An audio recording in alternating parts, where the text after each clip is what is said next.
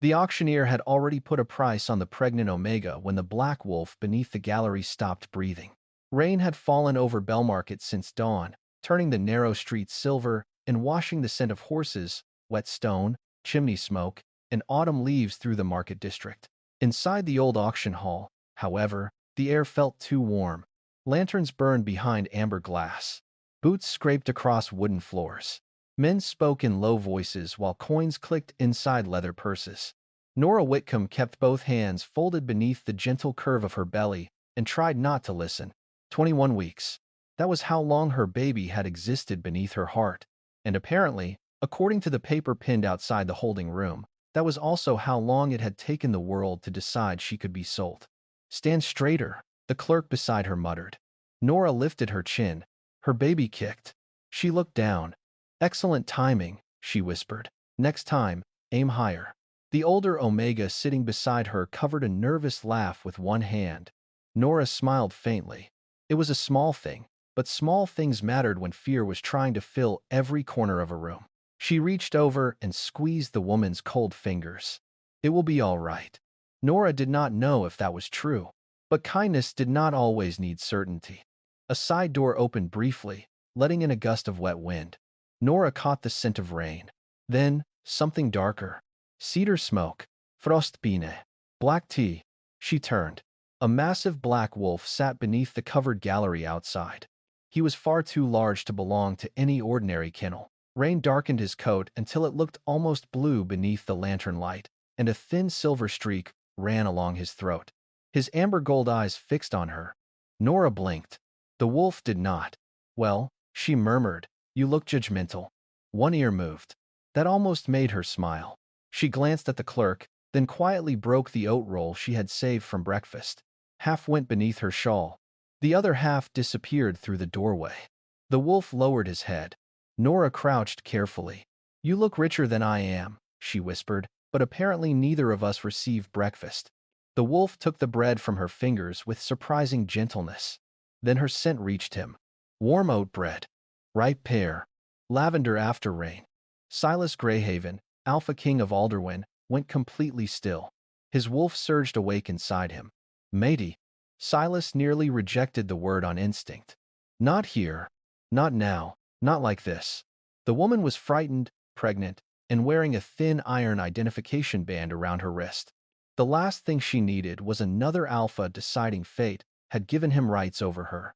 Nora only saw a strange wolf staring too intensely. Was it bad? Silas blinked. "The bread," she clarified. "You're looking at me like I insulted your ancestors." His tail struck the floor once. Nora smiled. "There, much friendlier." A guard called her name. The warmth left her face. "Nora Whitcombe." She stood. Before turning away, she touched two fingers lightly between the wolf's ears. "Wish me luck, Cole." Cole. The Alpha King who had commanded 9 armies had just been named Cole by a woman carrying half an oat roll. His wolf seemed delighted. Silas was not. Mostly. Nora was led onto the auction platform. Conversation faded. A man near the front lifted a bidding card. Another leaned forward with obvious interest. Nora's stomach tightened. The auctioneer cleared his throat. "Widowed Omega, 29, healthy, literate, currently carrying 1. Do not discuss my child like livestock." Nora's voice was soft, but the room heard it. The auctioneer frowned, then continued. A noble agent approached the stage to inspect the contract. His hand closed around Nora's wrist. Something beneath the gallery growled. Low. Terrible. Every wolf in the room felt it. The great doors opened. Silas Greyhaven entered in human form, rain still shining across the shoulders of his black coat. Silence fell so quickly that Nora heard the lantern flames crackle. Men dropped to one knee. The agent holding her wrist went pale. Silas looked at his hand, then at Nora. His voice was quiet. "Release her." The man obeyed instantly. Silas stepped forward and lifted the contract from the auctioneer's table. His expression changed. Pressed into the red wax, at the bottom was the royal seal of Alderwyn. His seal. A seal he had never placed there. For several seconds, no one in Belmarket Auction Hall dared to breathe. Rain tapped against the tall windows. A lantern hissed somewhere near the back wall. Nora stood on the platform with one hand resting over her belly, staring at the man holding the contract. Alpha King Silas Greyhaven. She had seen his face before, of course. Everyone had. His profile was stamped onto silver crowns and painted above courthouse doors across Alderwin. But coins had never captured the quiet danger in his eyes. Amber gold. Nora's heartbeat stumbled. Those eyes felt strangely familiar. Silas turned the contract toward the light. Who authorized this sale? The auctioneer swallowed. Your Majesty, the paperwork arrived from the Northern Estate Office. Everything carried proper approval. Silas looked at him. The man visibly reconsidered the meaning of the word proper. Try again. I only processed what was delivered. Nora almost felt sorry for him. Almost. Silas's gaze moved toward the iron band around her wrist. His jaw hardened. Remove it. A clerk hurried forward. Nora instinctively stepped back. Silas noticed. He raised one hand. The clerk stopped immediately. I said remove it, Silas said, quieter now. I did not say touch her without permission. Something inside Nora shifted. Not trust. Not yet, but perhaps the smallest opening where trust might someday grow. Silas looked at her. May he? Nora blinked. Nobody had asked her permission since she arrived in Belmarket. Yes. Only then did the clerk approach. The metal clasp opened with a small click. The band fell away. Nora rubbed the pale mark around her wrist. Her baby kicked again. She looked down. I know, she murmured. Very dramatic. Silas heard her. The corner of his mouth almost moved. Almost. Then the auctioneer cleared his throat nervously. Your Majesty, if Lady Whitcombe's debt is transferred to the crown. No. The word landed harder than a shout. Nora looked up. Silas placed the contract on the table. The crown is not purchasing her. A murmur traveled through the room. One nobleman frowned. Then who holds claim? Silas slowly turned his head. No one. The man seemed confused. Silas's wolf was less confused. It wanted every alpha in that room, 10 miles away from Nora. Silas ignored it. Barely. She is not property, he continued. Until I determine who forged this seal, Nora Whitcombe is under royal protection as a witness. Nora stiffened at the word protection. Silas noticed that too. He seemed to notice everything. She lifted her chin. And when your investigation is finished? The hall went silent again. Silas faced her fully. Then you decide where you go. Nora searched his expression. What do you want in return? Nothing. Her brows rose. That seems unlikely. A few guards suddenly became fascinated with the floor. Silas stared at her for a moment. Then, unexpectedly, he said, I am told I have an untrustworthy face. Nora almost laughed. The sound escaped as a tiny breath instead. I wouldn't have said untrustworthy. What would you have said? She glanced at the kneeling nobles. Expensive. One guard coughed suspiciously. Silas's mouth finally twitched. His wolf was unbearably pleased. Within the hour, Belmarket Auction Hall had been sealed. Every ledger was seized. Every employee was questioned. Nora expected to be taken to a prison, an interrogation chamber, perhaps some dark royal tower where witnesses were politely forgotten. Instead, she was brought to Greyhaven Keep. Her room overlooked a rain-soaked garden. There was a fireplace, a deep chair beside it, fresh clothes folded across the bed, and enough pillows to support an entire diplomatic delegation. Nora stared at them. A maid smiled nervously.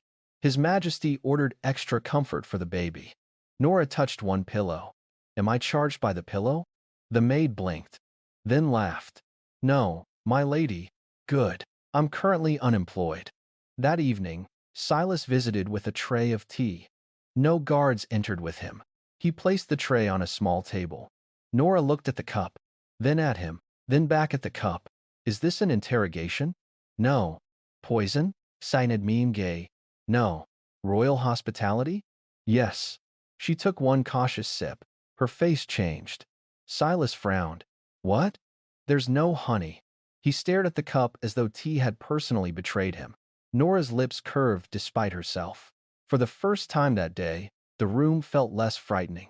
Silas sat across from her. I need to ask about your husband. The smile faded gently. Nora's fingers tightened around the cup. Daniel died 6 months ago. And his estate? His uncle took control. Lord Evander Kest? Nora looked up sharply. Silas already knew the answer.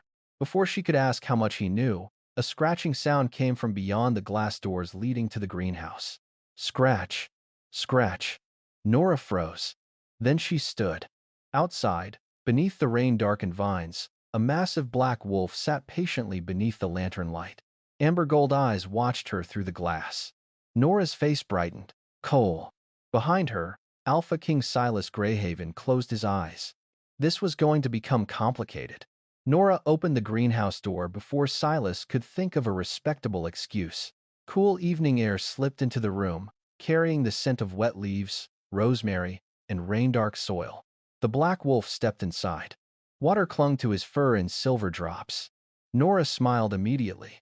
There you are. Silas's wolf nearly purred. Silas himself was deeply offended by this development. Nora closed the door behind him and glanced toward the empty corridor. You're not supposed to be here, are you? The wolf sat. That was not an answer. One ear flicked. Nora pointed at him. You have a very suspicious face for someone named Cole. Silas stared at Hare. His wolf liked the name. Silas still did not. Mostly. Nora returned to the chair near the greenhouse stove. A small basket of yarn rested beside her, along with the half-finished baby sock she had been working on since Bellmarket. Cole followed without invitation. Of course. She settled into the chair. You ignore doors, rules, and personal boundaries. Definitely royal kennel behavior. The wolf lowered himself beside her feet. Warmth radiated from his enormous body. Nora hesitated before resting one hand between his ears. His eyes closed. The reaction was so immediate that she laughed softly. Oh, don't pretend you came here for me. You came for biscuits. His tail moved once. I knew it. She reached into the small plate beside her tea and held out an oat biscuit. Cole took it carefully. Then another. When he stared at the third, Nora narrowed her eyes. No. The wolf continued staring. You have already had two. Nothing. You are enormous. Surely someone feeds you. Cole slowly placed one paw on her slipper. Nora gasped.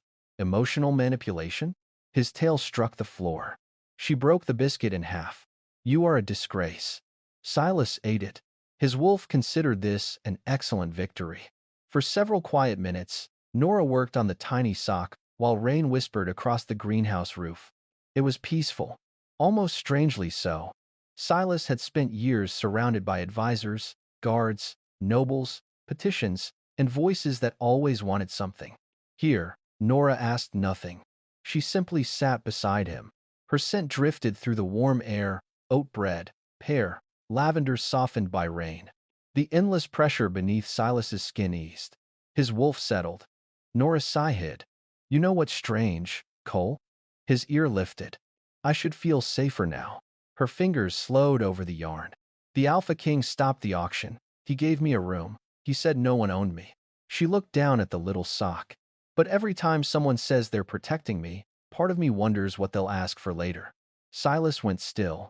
Nora smiled without humor. Daniel used to understand that. She swallowed. He would ask before helping, even when the answer was obvious. The wolf rested his chin against her knee. Nora looked down. Her expression softened. You're very good at this. Silas blinked, listening. She scratched gently behind his ear. You don't interrupt. You don't tell me what I should feel. The Alpha King of Alderwyn experienced the uncomfortable realization that he was apparently better company with four paws. Nora continued quietly. And the king. Silas's attention sharpened. He's difficult. The wolf stared at her. Don't look offended. You don't even know him. Silas resisted the urge to sneeze. He looks at people as if he can see every secret they've ever had. She paused. Although he brought me tea. A small smile touched her mouth. Terrible tea. Cole's eyes narrowed. No honey, she explained. Silas made a mental note to question the entire kitchen staff. Nora leaned back. But this morning there was honey. Her smile grew warmer. I never asked. That quiet observation struck him harder than it should have. She had noticed. Nora's hand drifted absently over Cole's head again. And he told the clerk not to touch me without permission. Her voice softened. No one had done that in a long time. Silas's wolf pushed closer. Protect. Silas answered silently.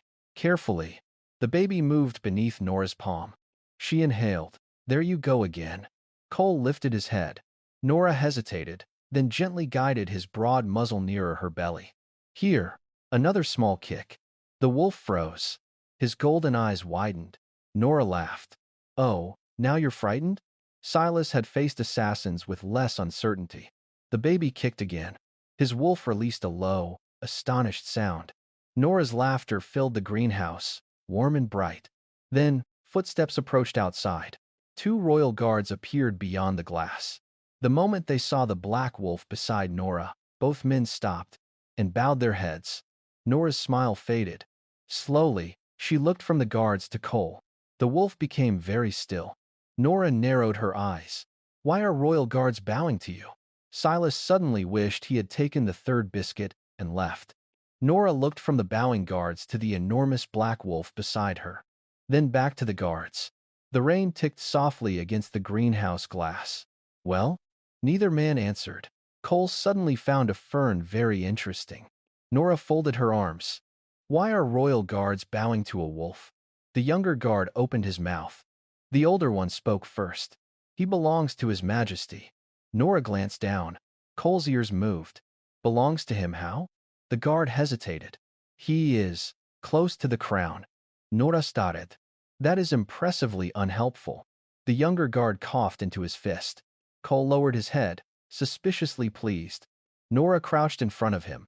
So you're the king's wolf? Silas held very still. She touched the silver streak beneath his throat. That explains the attitude. His eyes narrowed. And the biscuit entitlement. One heavy paw landed gently on the hem of her skirt. Nora laughed. All right, I apologize. Your dignity has been restored. The sound warmed the greenhouse. For one dangerous moment, Silas forgot forged seals, missing evidence, and the entire kingdom waiting beyond those glass walls. He only watched her smile. Then the older guard cleared his throat. Lady Whitcombe, His Majesty requested that you rest. Nora sighed. Of course he did. She looked at Cole. Tell your owner I am perfectly capable of deciding when I'm tired. Silas nearly choked. The guards looked at the floor. Nora gave Cole one final scratch behind the ear and walked toward the guest wing. When the door closed, the younger guard finally whispered, Your Majesty. Silas turned his golden eyes toward him. The guard immediately straightened. I said nothing. 20 minutes later, Silas entered his private study in human form. He was still thinking about the word owner. His wolf found it hilarious. Silas did not. Mostly. By morning, the rain had softened into silver mist. Nora arrived in the royal records room wearing a pale blue dress and an expression that suggested she had already decided not to be intimidated by anything before breakfast. Silas stood beside a long table, covered with documents. A cup of tea waited near her chair. Nora eyed it. Then she looked at him. Does it have honey? Yes. Then, perhaps the monarchy is improving. Silas almost smiled. She sat carefully. His attention dropped instinctively toward her belly. Did you sleep? Somewhat. The baby? Apparently enjoys kicking whenever I attempt it. Silas frowned at her stomach as though he intended to negotiate. Nora caught the look. Please don't issue a royal command to my child. I wasn't going to. You considered it. His silence betrayed him. Nora smiled into her tea. The warmth between them lasted only until Silas slid the auction contract across the table. Her expression changed. This is the document used to authorize your sale. Nora's fingers remained still for a moment before touching the paper. Silas watched her carefully. He expected fear. Instead, she began reading. Not skimming. Reading. Her eyes moved slowly over dates, clauses, signatures, and debt records. Then she stopped. This is wrong. Silas leaned forward. Where? She pointed to a line halfway down the page. The debt was supposedly created on March 17th. Yes. Daniel died on February 26th. Silence settled between them. Nora looked up. He cannot have pledged our property 3 weeks after he was buried. Silas's jaw tightened. Who controlled the estate after his death? His uncle, Lord Evander Kest.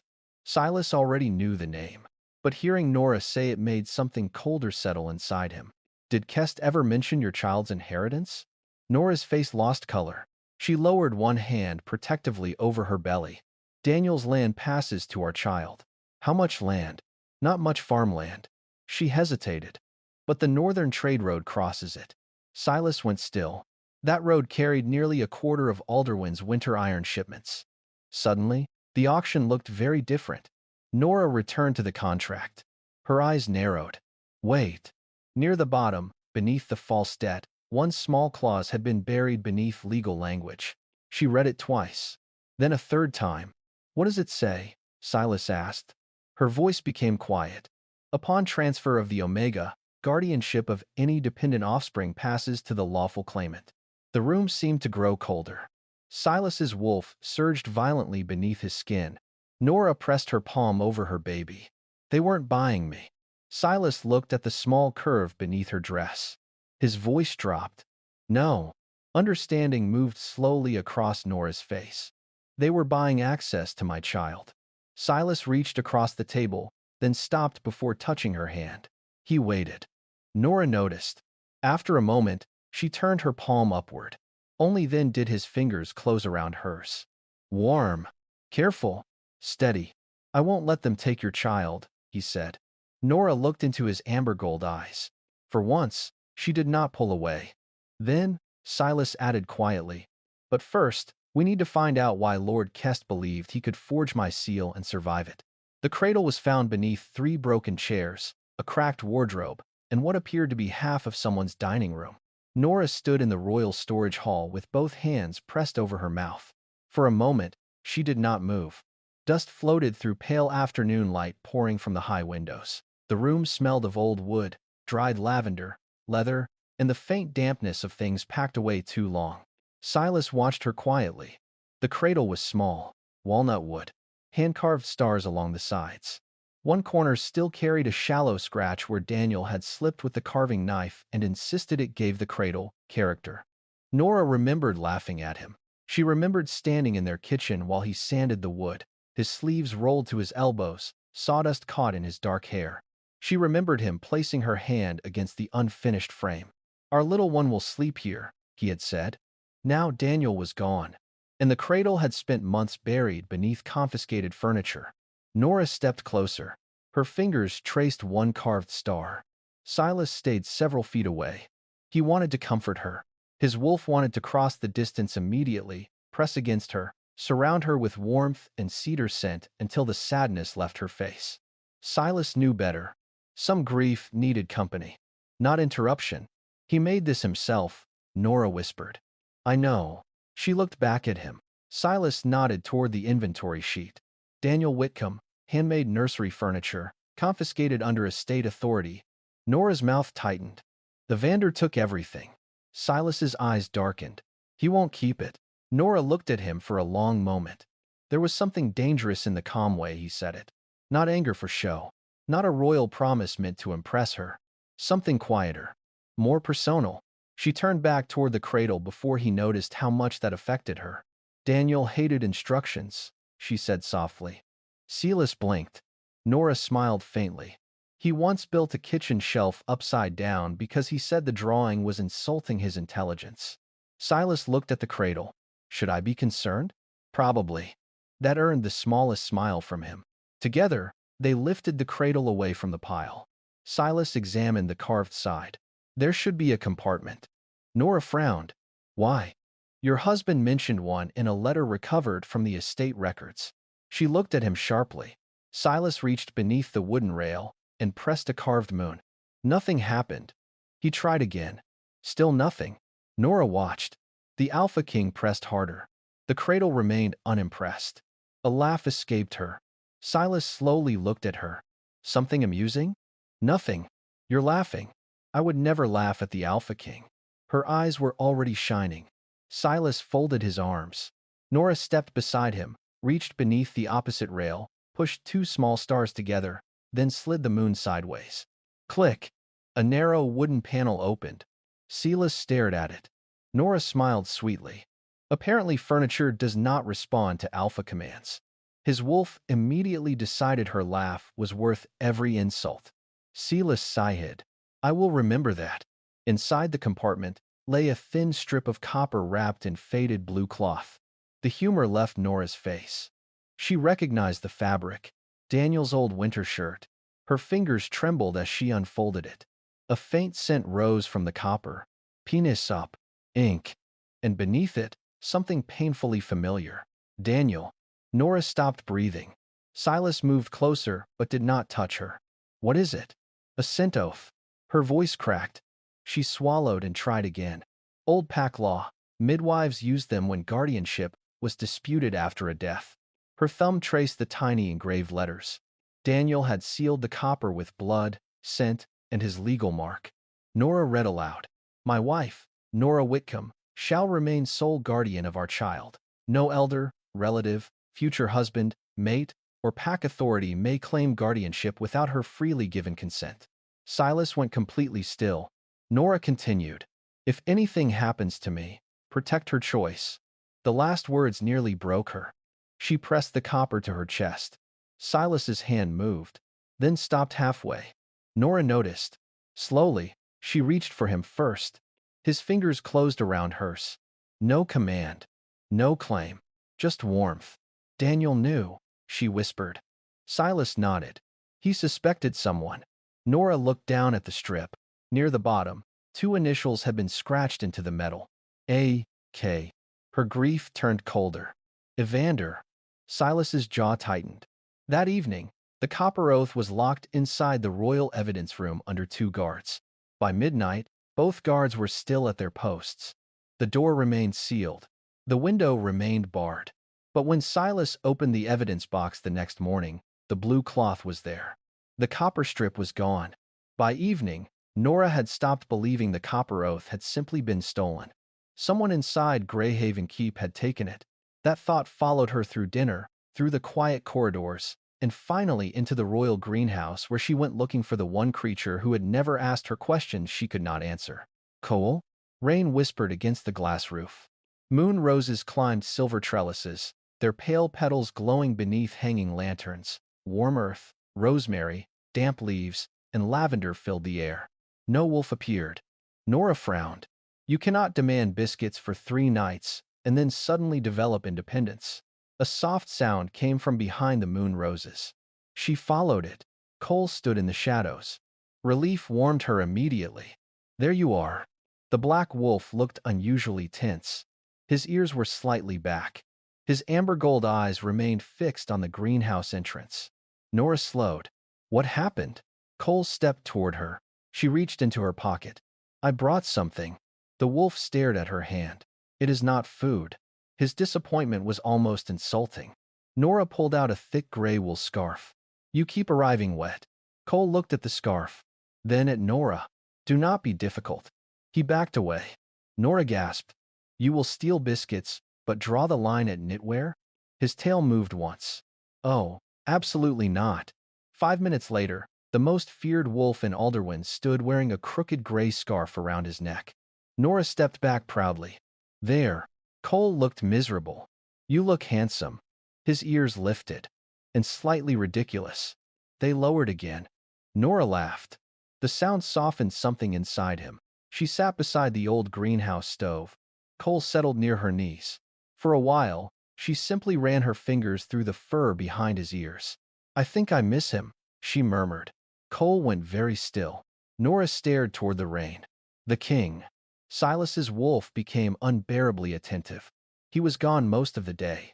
She smiled faintly. That sounds foolish. I have known him less than a week. Cole pushed his nose beneath her palm. I know. She scratched his cheek.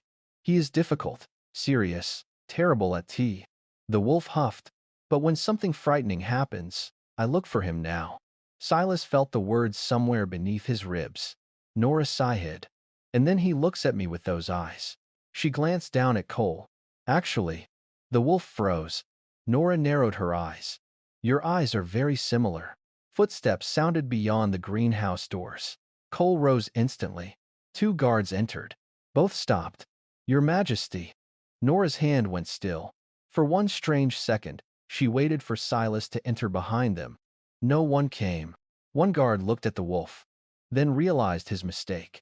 His face went pale. Nora slowly stood. Your Majesty? Silas closed his eyes. His wolf offered no useful advice whatsoever. Nora looked at Cole, at the guards, then at the ridiculous gray scarf around his neck. Oh! Silas shifted. Black fur dissolved into shadow. Bones lengthened. Within seconds, Alpha King Silas Greyhaven stood before her in black trousers and a loose white shirt, the gray scarf still hanging around his neck. Silence, Nora started. Silas removed the scarf very slowly. Behind him, one guard appeared to be praying for invisibility. Nora's mouth opened, closed, opened again. You. Silas nodded once. You are Cole. Another nod. Nora looked personally betrayed by the universe. I told you things. Yes. I scratched your ears. Silas hesitated. Yes. I called you spoiled. His mouth almost moved. You were correct. That was the wrong answer. Nora folded her arms. And you let me believe you were a royal kennel wolf? I intended to tell you. When? Silas glanced at the scarf. Preferably before this. Despite herself, Nora almost laughed. Almost. Then her expression changed. You knew. Silas understood immediately. Her scent sharpened with hurt. My wolf recognized you at Belmarket. Recognized me as what? He did not look away. Mate. The greenhouse became painfully quiet. Nora's hand moved instinctively toward her belly. You knew about this bond while I knew nothing. Yes. And you still came here as Cole. Yes. Her eyes glistened, but her voice remained steady. Why didn't you claim me? Silas stepped closer, then stopped far enough away that she still had space. Because you were frightened. Nora said nothing. Because you had just been placed on an auction platform while men discussed who had rights over you. His voice softened. The last thing you needed was another alpha telling you destiny had decided something for you. The warmth beneath Nora's breastbone stirred. The same strange warmth she had felt around him for days. Silas looked at her. Fate can tell me who my mate is. His gaze dropped briefly to her hand over her child. It cannot tell you who to love. Nora's anger did not disappear, but something gentler moved through it. Silas held out the gray scarf. And for what it is worth, Nora waited. His mouth curved slightly. My wolf likes the scarf. From somewhere deep inside him, an offended growl immediately disagreed. Nora did not forgive Silas immediately. That seemed to confuse his wolf far more than it confused the king. For the next 2 days, she remained perfectly polite. Painfully polite. Good morning, Your Majesty. Thank you, Your Majesty. That will be all, Your Majesty. By the 3rd morning, Silas would have preferred being stabbed. His wolf agreed. She is angry. I noticed. Fix it. I am trying. Poorly. Silas ignored him. Nora sat beside the library window with a blanket over her knees, reading old guardianship laws while rain moved softly across the glass. A cup of tea rested beside her. With honey, exactly 2 spoonfuls. Silas had learned. He entered quietly and placed a plate of warm pear pastries on the table. Nora looked at them. Then at him. I did not request these. No. Are they part of a royal strategy? Silas considered the question. Yes. Her eyebrow lifted. What strategy? Keeping you from forgetting lunch. That answer weakened her defenses slightly. Only slightly. She took one pastry. Silas sat across from her. For a while, neither spoke. The room smelled of old paper, cedar smoke, warm pears, and the lavender scent drifting softly from Nora's skin. His wolf settled almost immediately. Nora noticed. She always noticed. Finally, she closed the book. You said the mate bond does not give you rights over me. It doesn't. But you feel it. Yes. What does it feel like? Silas looked toward the rain. He could have given her some ancient explanation about sacred bonds, bloodlines, or the moon goddess. Instead, he told the truth. Like missing someone while they are still in the room. Nora's expression softened.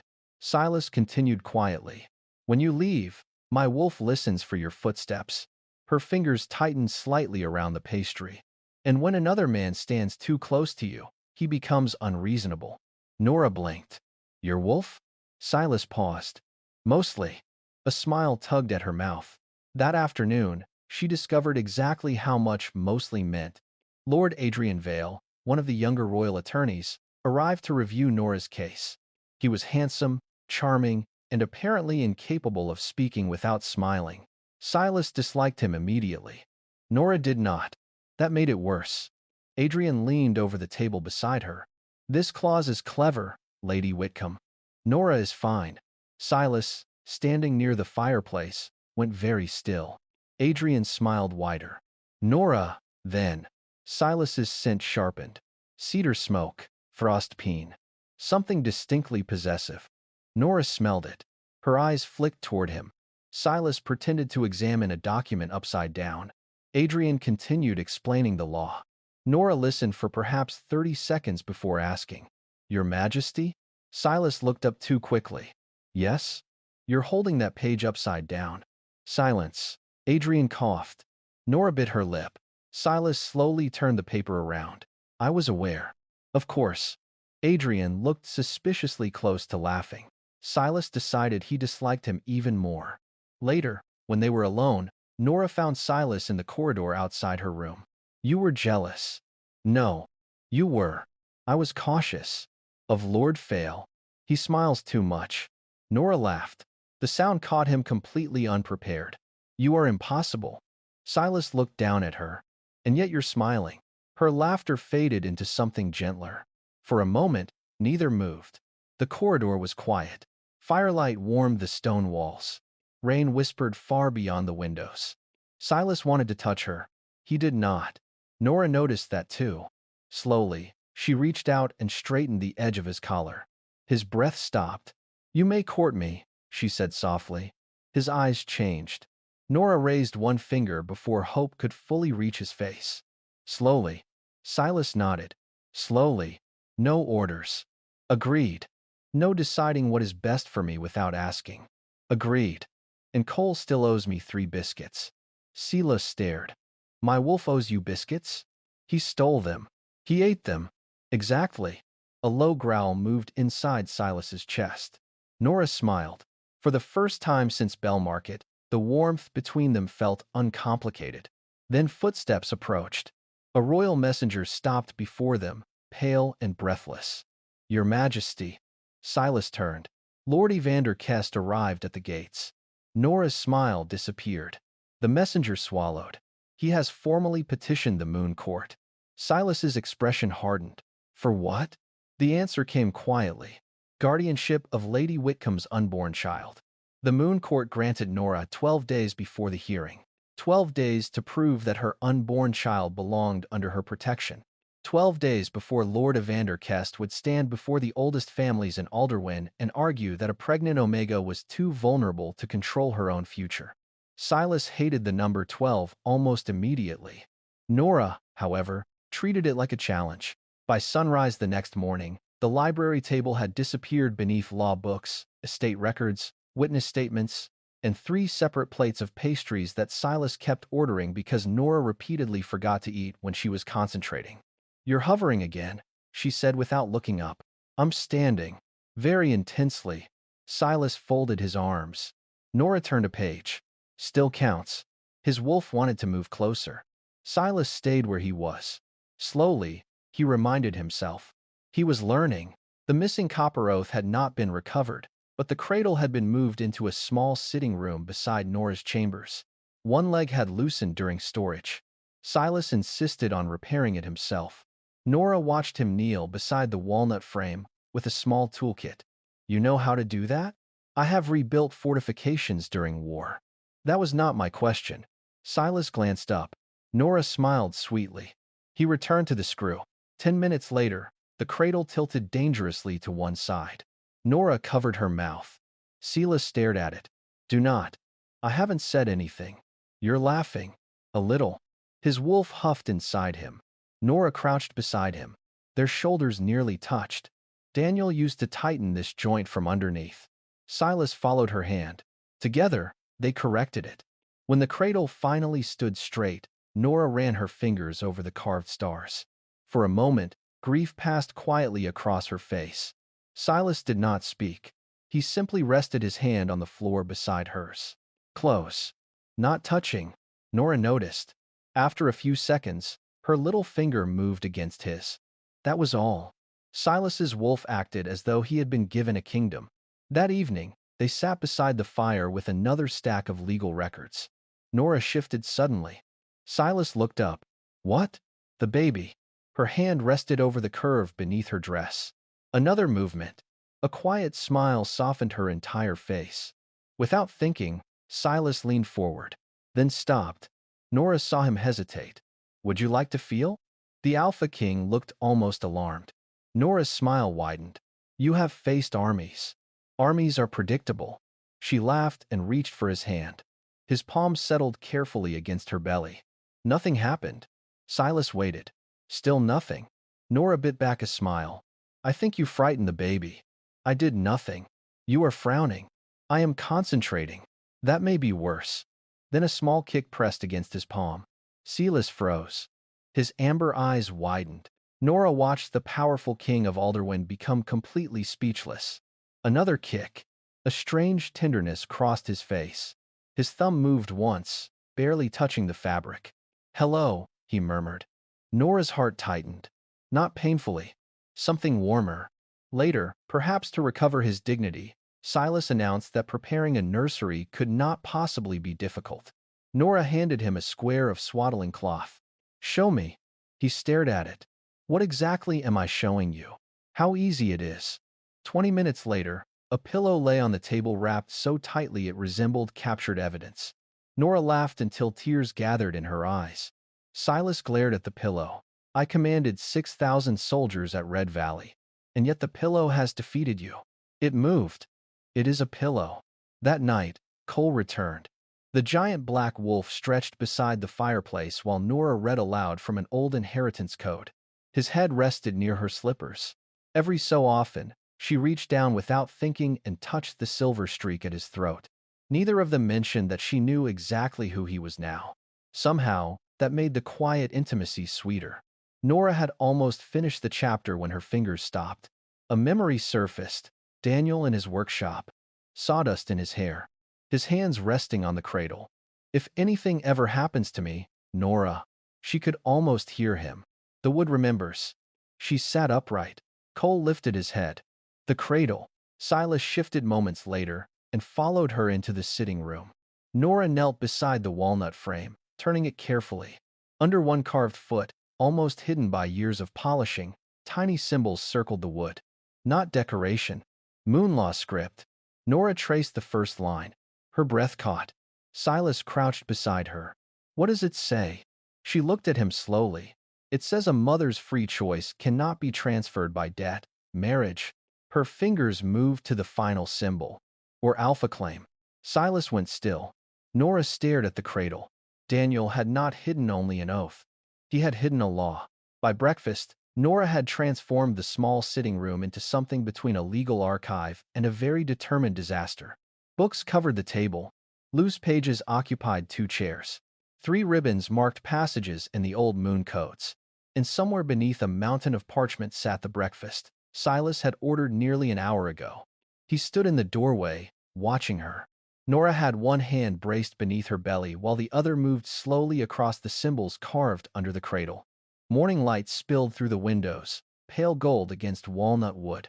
Outside, mist clung to the pine trees surrounding Greyhaven Keep. The room smelled of warm tea, old paper, cedar smoke, and the lavender softness of Nora's scent. She did not notice Silas at first. He found himself simply watching. The slight crease between her brows when she concentrated. The way she whispered difficult words under her breath. The way she occasionally rubbed her belly, as though including the baby in the investigation. Silas had spent most of his life surrounded by powerful people trying to appear intelligent. Nora never tried. She simply was. You skipped breakfast. She jumped, then looked accusingly toward the doorway. You walked too quietly. I knocked. I was thinking. That does not explain the untouched food. Nora glanced toward the table. A plate was almost completely hidden beneath legal documents. Oh. Silas raised an eyebrow. I knew it was there. You placed a property statute on your toast. It seemed safer there. His mouth twitched. Nora finally picked up half a piece of toast and took a bite. Happy? Marginally. She returned to the cradle. I found it. Silas's expression changed immediately. Nora pointed toward the carved symbols. The mother's choice clause. He crouched beside her. The old Moon Law script was difficult to read, but Nora's years recording births and guardianship declarations had taught her older legal forms most noble attorneys had forgotten. She translated slowly. No child carried by a widowed mother may be transferred into another household through debt, forced marriage, pact claim, or guardianship petition, while the mother remains capable of declaring her free will. Silas went still. Nora continued, and if a deceased parent recorded that choice before witnesses or sent oath, the surviving parent's authority stands above extended family. Her voice softened. Daniel knew this law. He wanted you protected. Yes. She traced one carved star. He used to say laws were only useful if ordinary people knew where to find them. A faint smile touched her mouth. Apparently, he decided the safest legal archive was a baby cradle. Silas looked at the complicated carvings. I am beginning to respect his sense of humor. Nora smiled. You would have argued constantly. I assumed so. About everything. Then I definitely would have liked him. The tenderness in Silas's voice caught her unexpectedly. Nora looked down. He never treated Daniel like a rival. Never acted offended when she spoke about him. Never tried to erase the love that had existed before Silas entered her life. That mattered more than Nora knew how to say. By noon, Lord Adrian Vale joined them with additional court precedents. He placed an enormous stack of books in front of Nora. She stared at it, then at him. Is this legal assistance or attempted murder? Adrian laughed. Across the room, Silas looked up. Nora caught the expression immediately. There it was again, that faint tightening around his eyes whenever Adrian made her laugh. She bit back a smile. Silas noticed. You find something amusing? No. His gaze narrowed. Nothing at all, Your Majesty. Adrian wisely moved his chair slightly farther away from Nora. The work continued. Piece by piece, the case became clearer. Kest had never simply wanted Daniel's property. The northern road crossing Whitcombe land connected 3 iron-producing territories to the capital. If Nora's child inherited the estate, Kest lost control the moment the child came of age. But if he became legal guardian, he could sign transport agreements, collect tolls, and quietly redirect the land into his own holdings. Nora leaned back. So he needed me, declared incapable. Silas's jaw tightened. And the auction gave whoever purchased you legal standing to challenge your guardianship. He turned me into paperwork. Silas looked at her. No. His voice was firm. He tried. Nora met his eyes. The difference settled somewhere deep inside her. That evening, Silas brought her the finest royal advocate in Alderwyn. Nora listened politely, then shook her head. I want to speak for myself. Silas studied her. The court will be hostile. I know. Kest will try to make you emotional. I know. My advocate can protect you from that. Nora's expression softened. She stepped closer. That is exactly the problem. Silas said nothing. For months, everyone has decided what protection should look like for me. She placed one hand over her belly. Daniel left me the right to choose. Her gaze held Silas. I need to use it. His wolf hated the thought of Nora standing before a hostile court. Silas hated it too. But loving her could not mean building a prettier cage. He nodded. Then you speak. Nora exhaled. And you?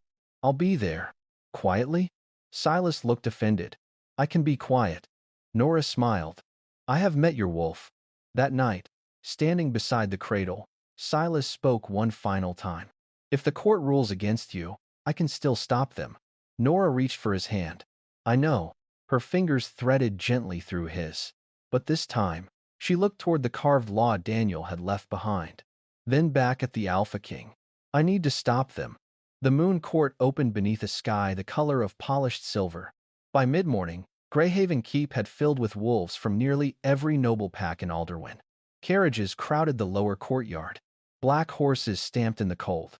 Servants hurried beneath covered walkways carrying cloaks damp with mist, while the low murmur of hundreds of voices rolled through the stone corridors like distant thunder. Inside the great hall, 12 tall windows spilled pale winter light across the floor. Moon banners hung between dark pillars.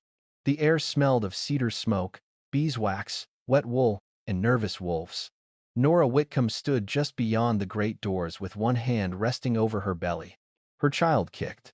Nora looked down. Not now. Another kick. She sighed softly.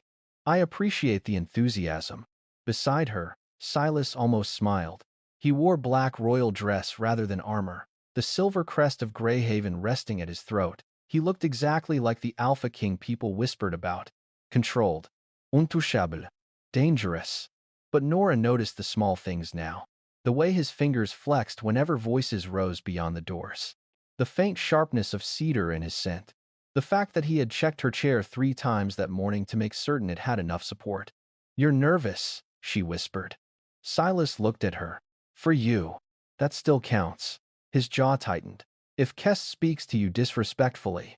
No growling. I did not say I would growl. Your wolf did. Silas gave her a long look. Nora smiled. Be quiet, remember? He exhaled through his nose. I regret agreeing to that. The great doors opened. Every conversation inside the hall stopped. Nora entered alone. Not because Silas had abandoned her, because she had asked to walk in without anyone holding her arm. Silas followed several steps behind and took his place upon the raised throne. Lord Evander Kest stood opposite Nora. He was perhaps 55, broad through the shoulders, silver threaded through his dark beard. His formal green coat carried the crest of Daniel's family. Seeing it made Nora's chest ache. Kest bowed toward Silas, then barely inclined his head toward her. Lady Whitcombe, Nora will do. A few nobles shifted.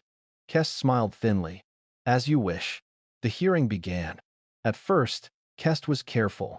He spoke of responsibility, stability, tradition, words that sounded respectable when spoken slowly enough. Nora Whitcombe is recently widowed, he told the court. She is without a pack-ranked male guardian, currently pregnant, and managing grief under significant strain. Nora remained still. Kest continued. The Whitcombe lands control a vital northern trade route. Surely no reasonable person believes such obligations should rest upon a woman in her condition. Silas's hand tightened against the throne. His wolf rose hard beneath his skin. Nora did not look at him. That helped. Slightly. When her turn came, she stepped forward. You said the estate requires stability. Yes. And you provided that stability after Daniel died? I did. You also signed transport contracts in the estate's name? Kest hesitated. As acting steward. 7 contracts? Yes. Nora lifted one document. 11. A murmur moved through the room. Kest's expression barely changed. An accounting distinction. Perhaps.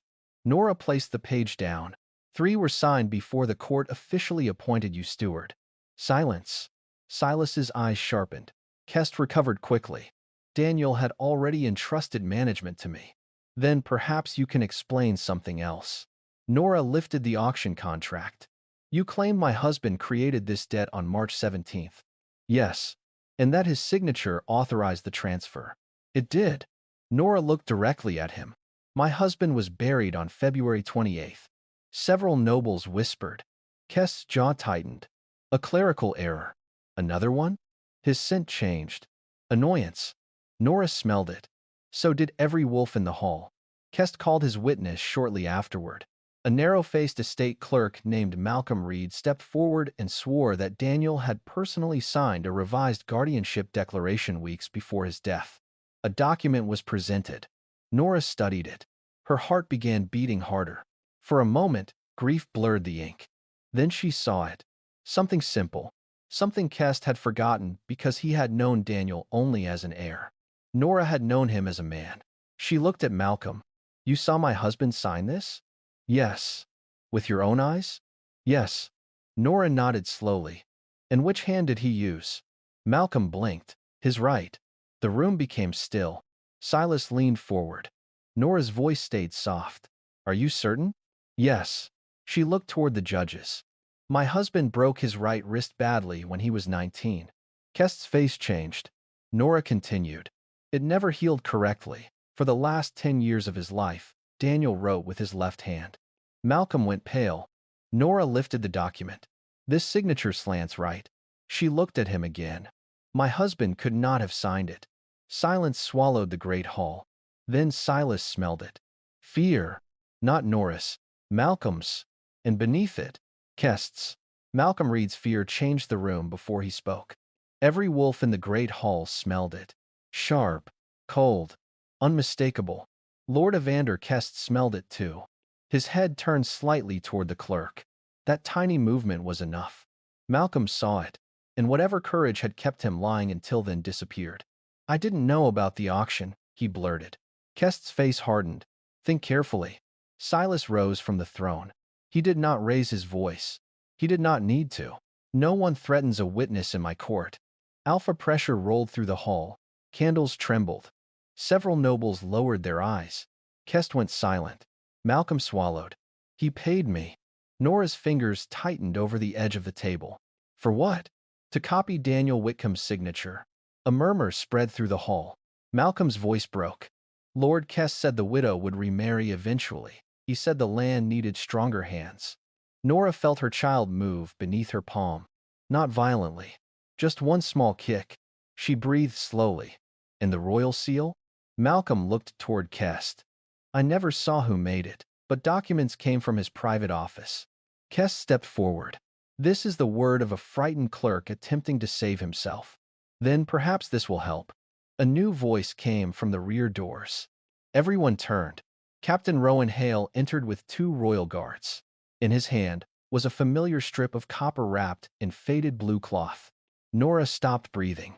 The missing oath. Silas's eyes sharpened. "Where?" "Inside Lord Kest's carriage." The hall erupted in whispers. Kest's face finally lost its calm. "That was planted." Nora almost laughed. Not because anything was funny. Because after months of being told she was weak, unstable, incapable, and confused, the man who had tried to sell her was now standing before an entire kingdom, insisting evidence had somehow wandered into his carriage.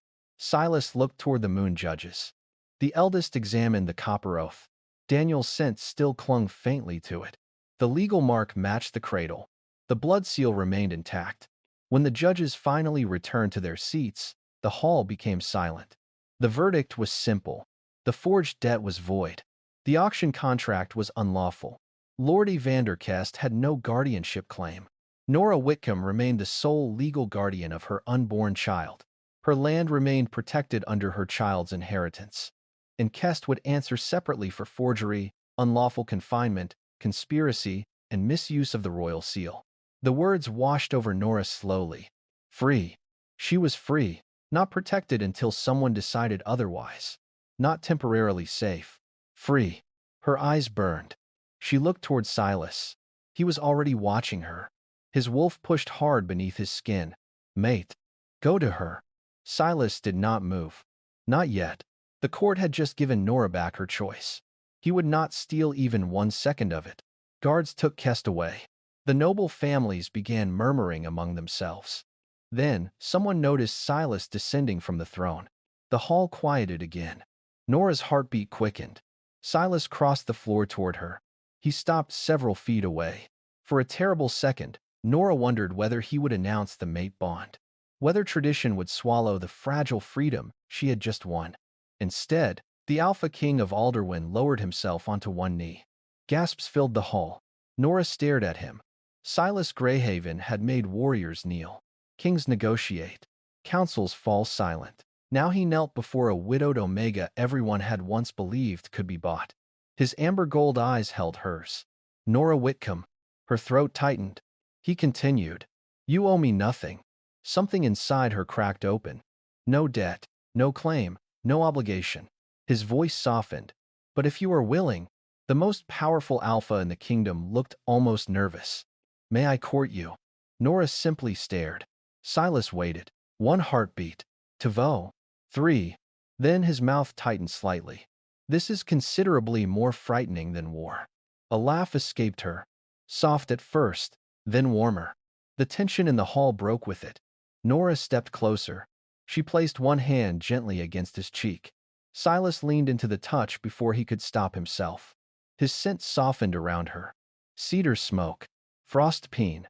Home. Increasingly, the mate bond warmed beneath her ribs. But Nora smiled. "Stand up first." Silas blinked. "That is your answer?" "That is my first instruction." Behind him, someone coughed to hide a laugh. Silas rose.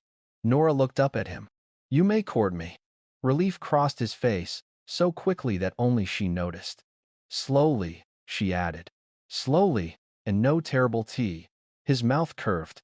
That may be unreasonable. Nora smiled. For the first time, the entire court watched an Alpha King lose an argument and look completely pleased about it. 3 months later, Greyhaven Keep no longer felt like a palace Nora had been brought to for protection. It felt like somewhere she had chosen to stay. Winter had settled gently over Alderwyn. Snow rested along the dark stone walls, and pine branches bowed beneath white powder beyond the windows. Inside, the royal nursery glowed with firelight and the soft gold of 2 lanterns. The walnut cradle stood beside the hearth. Daniel's cradle. Silas had repaired every loose joint himself. Mostly correctly. Nora had supervised. Strictly. Their daughter slept inside it with one tiny fist curled near her cheek. At least, she had been sleeping. A sharp little cry suddenly broke the silence. Silas froze. Nora, standing in the doorway with a shawl around her shoulders, pressed her lips together. The giant black wolf beside the cradle lifted his head. The baby cried again. Cole looked toward Nora. Nora raised one eyebrow. The wolf looked back at the cradle. Go on, she whispered. Silas had faced armies, assassin, a rebellion along the southern border. None of those experiences had prepared him for a 7-week-old infant who considered sleep a personal insult. He stood and approached the cradle. The crying became louder. Cole's ears flattened. Nora bit the inside of her cheek. You told me pups were easy. The wolf turned his head slowly. I remember it very clearly. A low grumble came from his chest. Nora smiled. Oh, now you disagree? The baby kicked beneath her blanket. Cole lowered his enormous muzzle carefully beside her. The crying stopped. For exactly 4 seconds. Then it resumed with renewed determination. Nora laughed. Cole closed his eyes. 3 months of courtship had changed many things. Silas had learned that Nora liked honey and tea, but not too much. He knew she became quiet when she missed Daniel, and that she did not want those moments fixed. He had learned to leave warm slippers beside the bed on cold mornings without mentioning it. Nora had learned that Silas pretended not to like pear pastries, but always stole half of hers. She had learned that his wolf became jealous whenever Lord Adrian visited, and that Silas became even more jealous when she pointed it out. Mostly, they had learned the quiet shape of one another. A hand waiting near hers.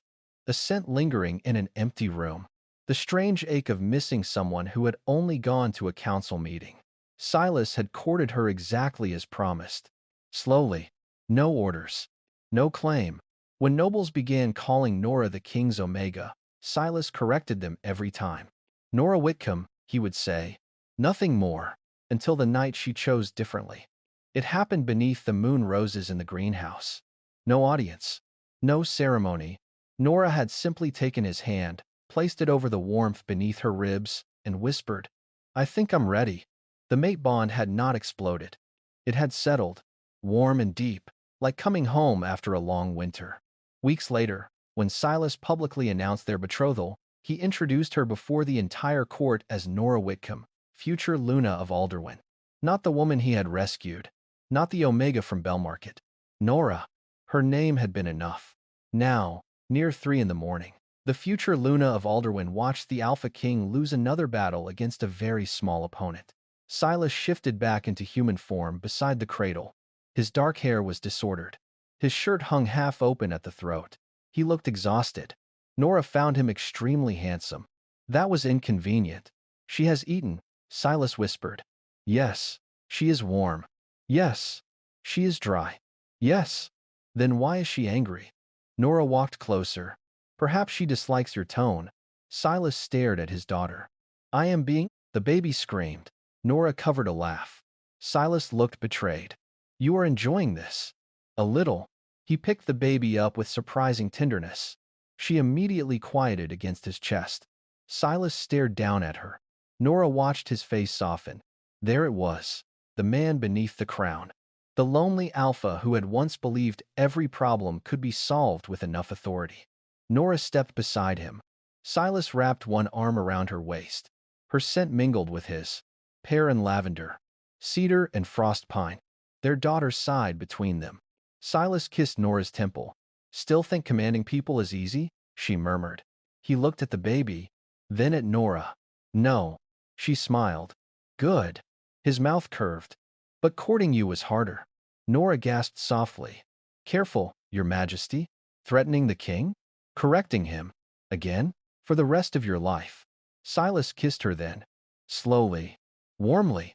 And when the baby protested between them, they both laughed. Months earlier, Nora had stood beneath auction lights while strangers tried to decide her value. Now, she stood in a quiet nursery, loved without being owned, protected without being silenced, and chosen without losing the right to choose. The king had saved her with one command, but she had loved him for all the moments afterward when he had learned not to use one. And this was where Nora's story finally grew quiet. If you're still here with me, all the way to this last moment, maybe something in her journey stayed with you too. Nora had been betrayed by people who should have protected her. She had been misunderstood, reduced to paperwork, and nearly stripped of the right to choose her own life. But she never begged anyone to see her worth. She hurt, she grieved, and when dignity asked her to walk away from what tried to own her, she chose herself again. That may be the quiet lesson worth carrying with us. We cannot control who disappoints us, who misunderstands us, or what unfair thing arrives at our door. We can control what we become afterward. And choosing yourself does not mean becoming cold. Nora stayed soft, and she still laughed, loved, trusted carefully, and apparently kept correcting an Alpha King whenever necessary. That was her strength. If her story meant something to you, leave one word below: dignity.